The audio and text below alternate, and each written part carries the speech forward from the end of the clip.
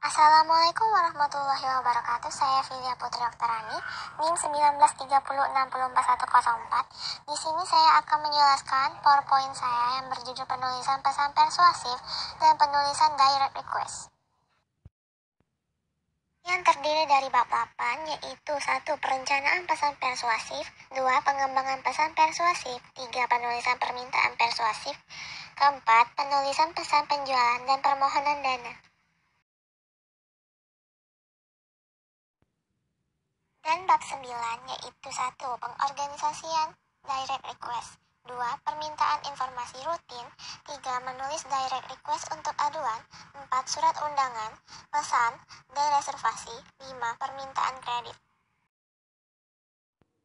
Bab 8. Penulisan pesan persuasif. Perencanaan pesan persuasif. Setiap perencanaan yang baik dapat membantu untuk mempercepat pencapaian tujuan suatu organisasi bisnis dengan baik. Adapun bentuk dan jenis perusahaannya, manufacturing atau pengolahan, trading atau perdagangan, services atau jasa, maka perencanaan yang baik mutlak diperlukan bagi pencapaian suatu tujuan tertentu. Persuasif dapat didefinisikan sebagai suatu usaha untuk mengubah sikap, kepercayaan, atau tindakan audiens atau penerima pesan untuk mencapai suatu tujuan. Dalam membuat perencanaan pesan bisnis yang dilakukan secara persuasif, ada 3 hal yang penting yang perlu diperhatikan, yaitu: pertama, analisis audiens. Pencapaian pesan bisnis secara persuasif yang baik, yaitu dengan cara menghubungkan suatu pesan dengan minat dan hasrat audiens.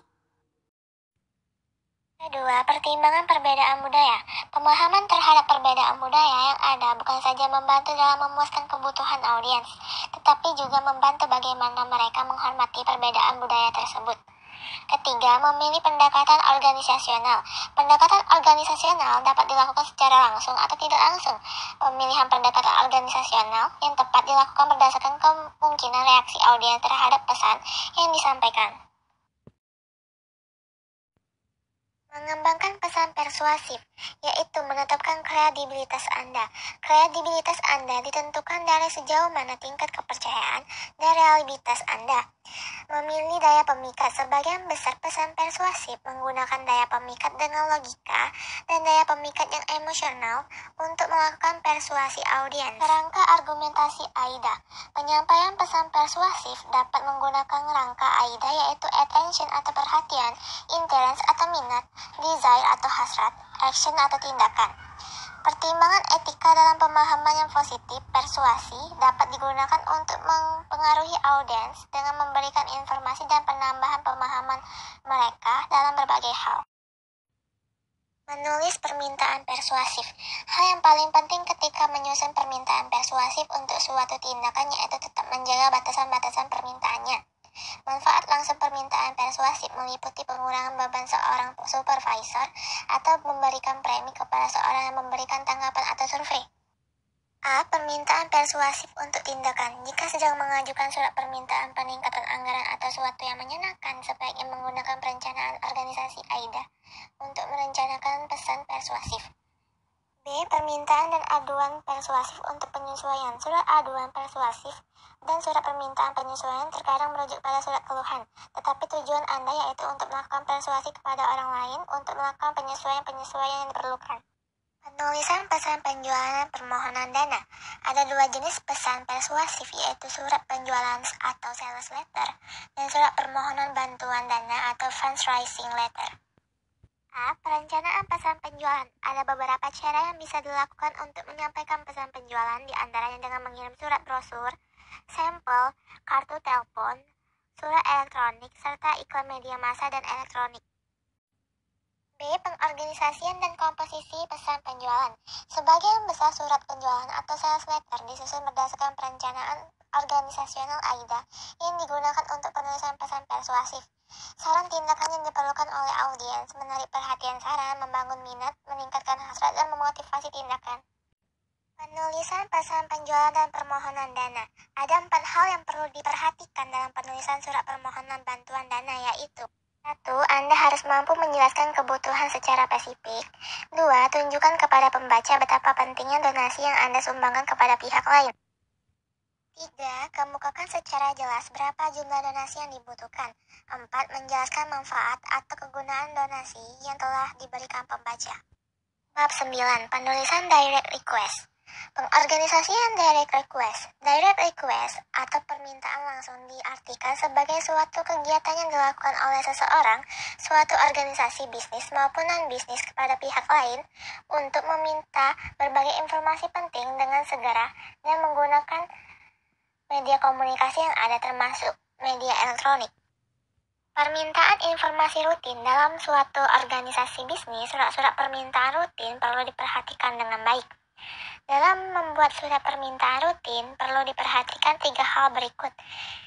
Yang pertama, apa yang ingin diketahui. Yang kedua, mengapa hal tersebut perlu diketahui. Ketiga, mengapa hal ini dapat membantu. Permintaan di dalam organisasi. Suatu permintaan di dalam suatu organisasi bisnis sebaiknya dilakukan secara tertulis, seperti memo atau surat, agar terdokumentasi secara administratif. Permintaan dari luar organisasi. Surat permintaan bisa juga berasal dari pihak eksternal organisasi bisnis, seperti konsumen, pemasok atau supplier, dan perusahaan lain. Selain itu, surat-surat dikirim ke luar organisasi bisnis untuk memperoleh berbagai informasi penting, seperti informasi produk baru, katalog buku-buku terbaru, keinginan untuk menjalin kerjasama bisnis, keinginan untuk berlangganan koran, tabloid, dan majalah. Menulis direct request untuk aduan. Dalam surat direct request terdapat beberapa pilihan antara lain. Yang pertama, refund atau pengembalian barang yang sudah dibeli. 2. Permintaan pengiriman barang yang baru sesuai yang dipesan. 3. Penggantian berbagai atau seluruh bagian yang rusak. 4. Pengurangan harga karena cacat atau kerusakan produk. 5. Pembatalan atas suatu pesanan produk. 6. Pembetulan atas kesalahan penagihan produk. 7. Koreksi atau kesalahan dalam nota pembayaran. 8. Penjelasan atau perubahan kebijakan atau prosedur. Surat undangan, pesan, dan reservasi. Pada umumnya, pendekatan yang digunakan dalam penyusun surat undangan, pesan, dan reservasi adalah pendekatan langsung. Surat undangan. Dalam penulisan surat undangan digunakan pendekatan langsung. Hal tersebut mencakup 3 komponen, yaitu ide pokok, penjelasan, dan penutup. Surat pesanan dan reservasi. Ketika suatu produk melakukan pemesanan atau order produk kepada perusahaan lain, maka perusahaan tersebut dapat menulis surat pesanan dengan menggunakan pendekatan langsung.